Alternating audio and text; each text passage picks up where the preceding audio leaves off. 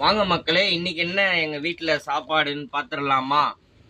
இன்னைக்கு எங்க வீட்டுல என்ன கொடுத்துருக்காங்கன்னா, உருளைக்கிழங்கு, அடுத்தது பருப்பு.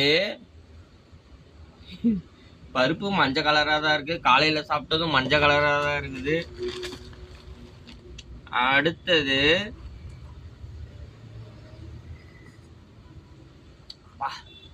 ரசம் வேற லெவல்ல இருக்கு.